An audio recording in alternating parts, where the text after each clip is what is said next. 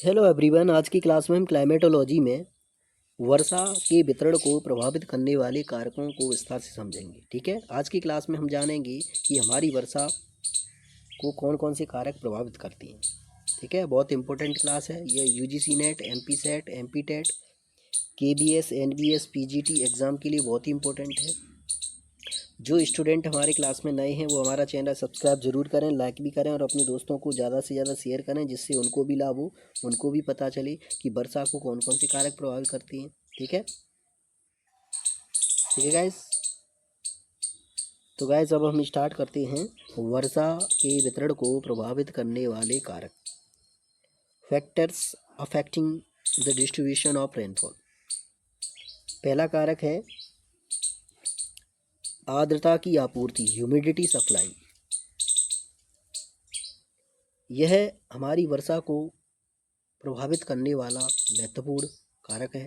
ठीक है, वायुमंडल को मिलने वाली नमी, क्या नमी मतलब जलवाष्प, आर्द्रता किसी प्रदेश में वर्षा की मात्रा को यह निर्धारित करती है।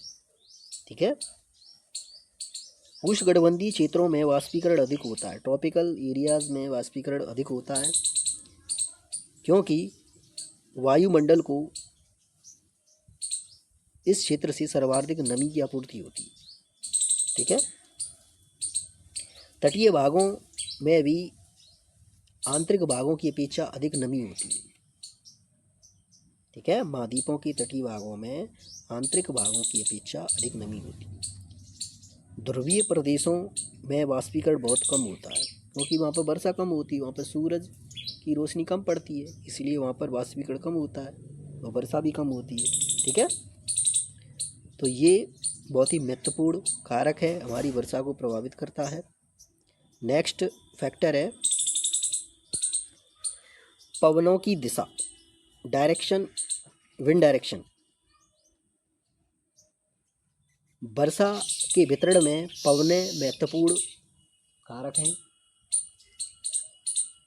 सनमार्गी पवनें मतलब व्यापारिक पवनें और पछुआ पवन की पेटियां में पवनों की दिशा महत्वपूर्ण होती है। जब ये पवनें समुद्र से स्थल की ओर चलती हैं, समुद्र से स्थल की ओर चलती हैं तो वर्षा करती हैं, और जबकि यह स्थल से समुद्र की ओर आती हैं तो ये पवनें कैसी होती हैं, शुष्क होती हैं, क्योंकि उनमें नमी बिल्कुल खत्म हो चुकी होती है।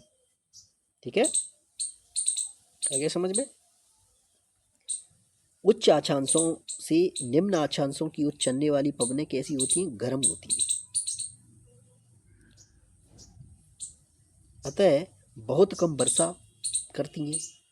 जबकि निम्न अक्षांशों से उच्च अक्षांश की ओर चलने वाली पवनें अपेक्षाकृत ठंडी हो जाती हैं और वर्षा करती हैं, क्योंकि उनमें ह्यूमिडिटी ज़्यादा होती है। उपोष्ण मरुस्थल में बहुत कम वर्षा होती है, क्योंकि वहाँ पवनें प्रतिचक्रवाती दिशाओं के कारण बाहर की ओर चलती हैं, क्योंकि वहाँ पवनें कैसे चलती हैं, केंद्र से वर्दी की ओर चलती हैं। ठीक है गाइस, हमने चक्रवात, प्रतिचक्रवात सब कुछ पढ़ाया है, आप प्लेलिस्ट में जाकर वो क्लास देख सकते हैं, बहुत इम्पोर्टेंट कॉन्सेप्ट हैं। ठीक है, अगर आपको ये कॉन्सेप्ट क्लियर नहीं है तो आप प्लेलिस्ट में जाकर कॉन्सेप्ट क्लियर कर सकते हैं। ठीक है,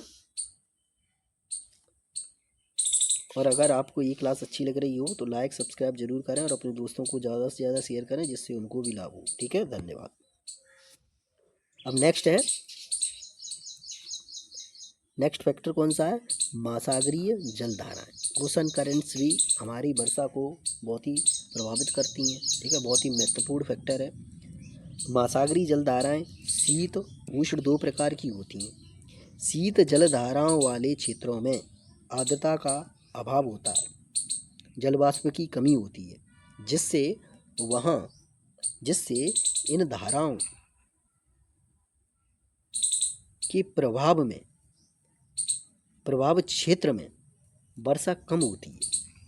ठीक है, क्योंकि वहाँ पर आर्द्रता की कमी है, जलवाष्प की वहाँ पर क्या है, कमी है।